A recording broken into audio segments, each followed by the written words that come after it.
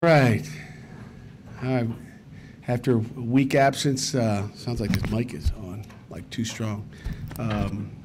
We had a nice open week last week. Got a good time just for the players to get fresh, get in the weight room, just kind of get their body back together.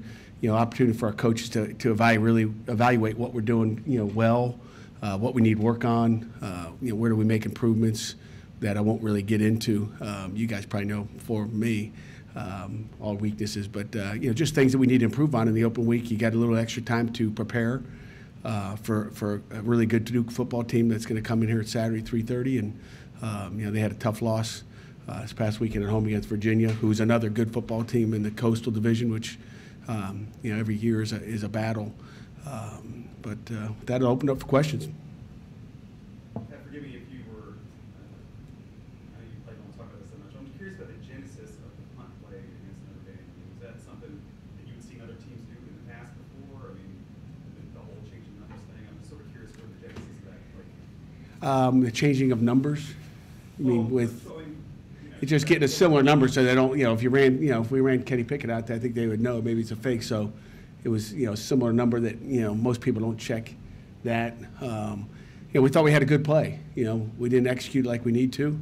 And, obviously we did a poor job as coaches making sure we got it done the right way. So it goes on us. Where did the thought come from? Because I personally hadn't seen, I don't know if you would come across it before in your career and thought, hey, maybe that's, had fouled it away as something to maybe try. Well, it's very similar to what we did against Syracuse to win the game up in Syracuse a couple years ago. I don't know what year that was, 2015. So very similar play that was executed properly. And, sometimes when you see it, you saw it Saturday where there was some, you take chances, and it would have been nice to get a first down there and keep it, keep the sticks moving. The part that really disappoints you is, it was a run pass option. He should have just punted the ball down the field, and whatever. Again, that's on our fault. That's our fault as coaches. We didn't coach that good enough. If he's not doing it, it's because we didn't make him do it. So, but it should have been a punt anyway, based on nothing was open. Punt it. That was a long time. Seems like a long time ago. You guys have faced a lot of good quarterbacks this year. What is it about Daniel Jones that has maybe garnered him as much kind of that next level buzz as any of those guys, or maybe more? Well, I think what makes him maybe a top 10 pick and all those things is he's 6'5". He's got Dave Cutcliffe as his quarterback coach. He's got a gun arm, and he can also move in the pocket. So he's elusive. He's not as elusive as some guys that we face this year, but he's got the ability to make you miss in the pocket. But he's a big pro-style quarterback, and there's not a lot of them out there nowadays. There's a lot of 6'2" guys that can run and throw, and but the NFL likes those guys that are 6'5". So I think he's a pro-type quarterback, and with the quarterbacks that Coach Cutcliffe has mentored through the years, I think people trust his word and the coaching he's getting there, and he's a dang good quarterback. With the tight end position, did you consider Carson Van Lin basically like playing as an eligible tackle, or are you planning on moving him to tight end and using him as a more traditional tight end? We'll find out. Only time will tell. We'll just see how he does. I mean, he's a big athletic guy that is really a backup left tackle, and he's playing. We're just trying to get our best 11 players on the field, and Carson becomes one of those best 11 at times based on personnel groupings, based on what we want to try to do based on down and distance and field position. Has he run routes for you guys? Oh yeah. Oh, he can catch. He's a good athlete. He's the reverse Brian O'Neill sort of right now. He's a reverse Brian O'Neill, and again, and again, I tell you what, Grant Kerrigan had a nice game as well. Grant did some nice things, so he's the same kind. I mean, they both stood here and walked. You didn't, and they had a bag over their heads. You wouldn't know who's who. They're both the same size. They both run well.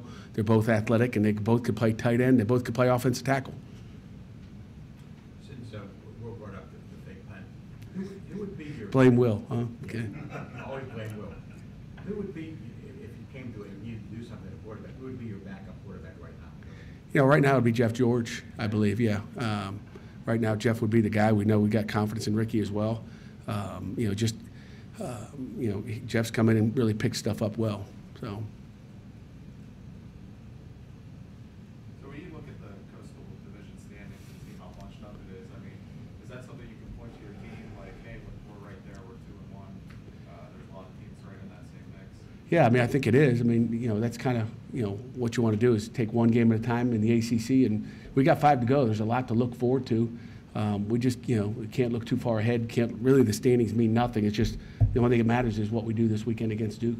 Because after a week, if you don't get your, you know, get your job done, really, you know, standings don't mean as much. So, you know, all the focus is on Duke and what we can do to beat them, you know, on Saturday. But, you know, it is a positive if you look at it and say, okay, doesn't matter what happened to Notre Dame or what happened to UCF, you still have your goals in front of you, and I don't think anybody's blind to that. The open week, was there any specific area of shortcoming you'd see that, you know, really became a point of emphasis? You know, obviously you're going to find stuff offensively, defensively, even special teams wise. You know, fake punt, execution, and coaching. But there's going to be something on offense and defense. I'm not going to get into the details of that. But you know, there's always stuff that you have time to look at and evaluate. You know, self-evaluate. You know, what we're doing as a football team, what we're doing as a coaching staff. How can we make things better? I won't ask you to play by play or anything, but generally, when you look at why the passing game hasn't, you know, really gotten on track, I mean, is there any concern that you guys maybe been too conservative in terms of calling that stuff? Sometimes. I mean, there's no doubt about it. I mean, like I said, it's player and it's coaches involved, and we've talked about that as well. About, you know, putting up, you know, last week or 2 weeks ago, Maurice French got a chance to go down the field and, you know, it attracts a PI. I mean, we don't even get those because we don't take those, you know, very conservative, and, you know, but, you know, it's also what you do and what Kenny feels comfortable doing too. So it's a little bit of everything. I mean, period. It's 11 guys out there. It's protection. It's feeling comfortable. It's who's in the game at receiver. Are they making plays? Are they getting open? Are they on time? So it's a lot. How do you, I mean, Kenny's talked about that he welcomes the pressure, and he welcomes because he holds himself to such a high standard. When the passing game isn't as efficient as you want it to be, how do you sort of walk that line between, you know, having him not feel like the whole world's coming down on his shoulders, and at the same time he's the guy that says, you know, I welcome that pressure? I mean, what's he going to tell you? He doesn't welcome pressure. You know, we all welcome pressure, and you know, you want to get your job done. But you know, the first thing is we're going to stand on the run. That's what we do well right now, and we're going to run the football and set the pass up with the run. And that's Pittsburgh football to begin with. That's tough football, and but we certainly have got to throw the ball better than we are. Period. Seems like Aaron Matthews played not just more minutes, but played pretty well the last 2 games.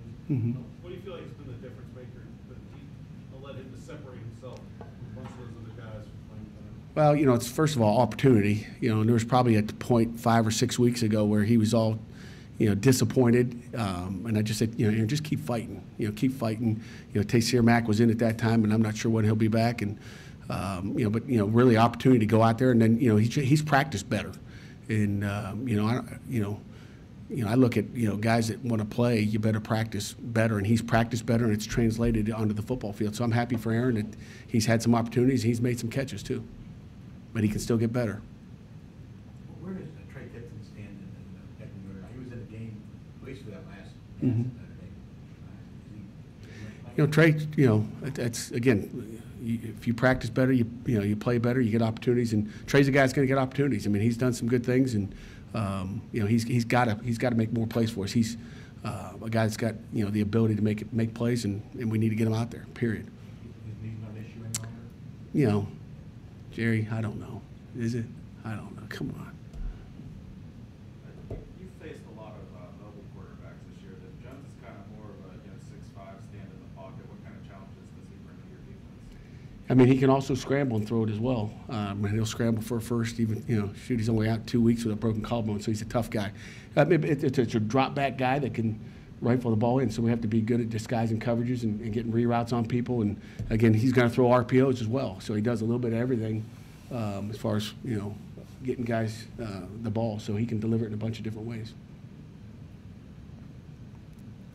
You guys want to try to get that tight end position more involved? I mean, I know that Grant and Carson are probably different, obviously much different type of player than Will Bragg, but I mean, have you guys in the off week sort of looked at that position and said, how can we, you know, maybe do a little more there? I don't know. Maybe. Maybe we did. Maybe we did. Yeah, I had a chance to. I wish I could tell you, but I'm not. I had a chance to talk to Dennis Briggs last week and sort of at length. I'm sort of curious, is coaching a married player a little bit differently than having? Do coaches like having guys that have that? I mean, obviously there's a maturity thing that goes on Does anybody get married anymore? I mean, you know, Dennis is a special kid. He's a loyal guy. You know, nothing is different about coaching a married player. Matter of fact, it's pretty nice. You don't have to worry about him going out at night. You don't have to worry about what he's doing on a Thursday night or Friday night. But he's a different kid. He's special. He's become a better leader through really the last 2 years as captain, and I think having a steady wife, I guess, you know, steady girlfriend, you know, can benefit some guys, and maybe it can hurt some guys. So I think it's to each his own. He mentioned that he knew he didn't have the year last year that he wanted to have, at least on the field, but the fact that the guys go into the captain anyway. I'm curious, what is it about his personality that sort of lends itself to that? You know, just the way he presents himself. I think guys respect him for who he is and how he acts off the field. And I tell you what, Dennis Briggs, you know, when you look at the player Dennis Briggs was a year ago and the player he is now, it's night and day, really. He is a much, much better football player, even though he was a leader a year ago. But he's a much better football player right now than he was a year ago. He's making a lot of plays. He's playing a lot of confidence. I'm happy for what he's doing. In what ways is he better? You know, he's a better tackler. He's a better cover guy. He's where he needs to be faster. I mean, just everything, really. I mean, he's playing at a high level right now, I think. Better than he ever has. I just feel like the linebackers dealt with the loss of there.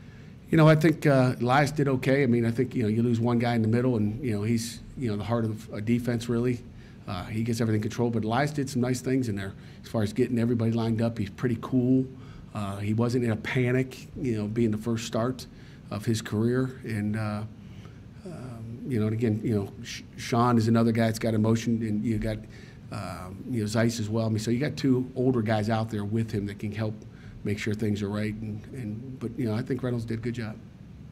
I think Kessman has responded to, you know, the way 2 weeks ago when, I mean, that's kind of a big dip to go from being sort of the hero 1 week to missing two the next week. That's how the game of football is. That's a game of life. I mean, it's a game of life for everybody in this room, really.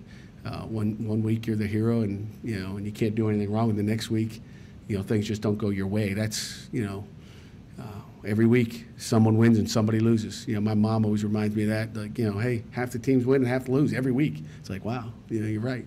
But you know, someone's going to miss a field goal, someone's going to make one, and you know, I think he'll respond, but we'll find out Saturday. That's when, you know, when you're going to really find out. If he puts the first one up through, you know, just one of those days. Maybe again he didn't handle success very well. I don't know. Everybody patting him on the back from the week before hurt him. You know, those are only things that he knows inside, you know, what happened.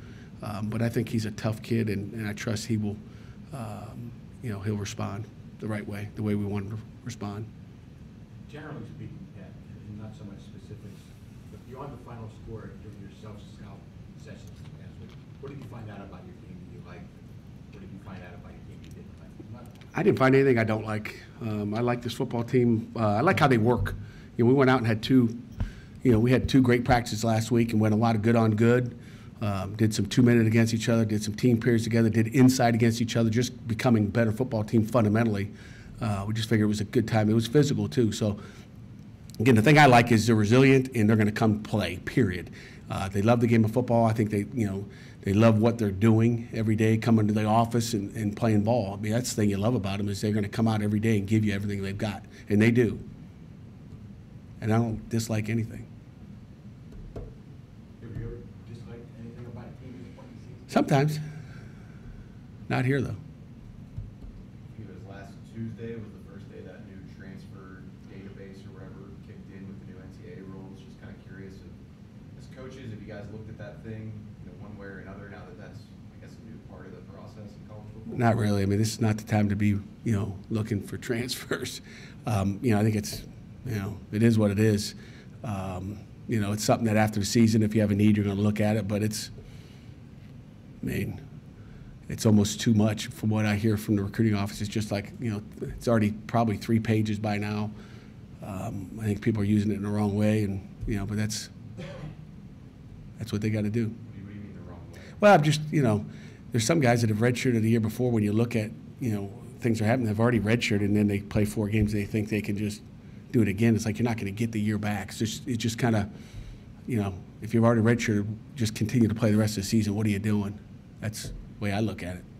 Play the season, because you never know what happens game 5 or 6 or 7 or 8, 10, 12, bowl game. Pat, you have the team that's right behind you in the standings this week, and then you still have 3 teams that are in front of you right now in the division.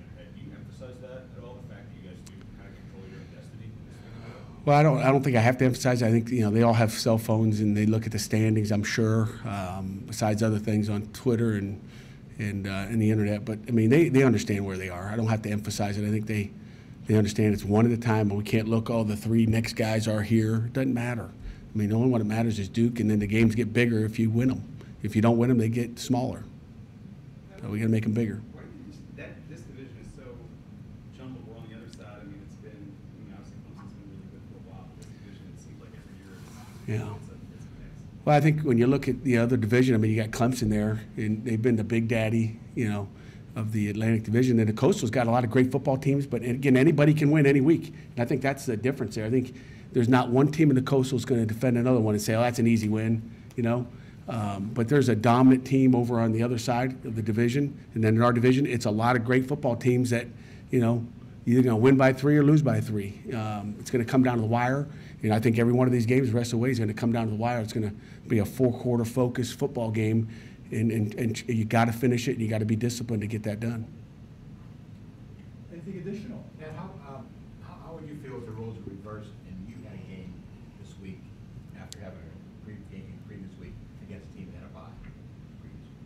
Well, that happens all the time. I mean, other teams have buys, so I can't tell you. I know it happened early in the year where somebody had an open week prior to us. I don't know who it was. EJ could probably. UNC had Carolina. Yeah, UNC had the Hurricane had an open week. The advantages. So you get healthy. I don't know if it matters. Is it an advantage for you? If we win, I'll say yes. If you lose, it was a disadvantage.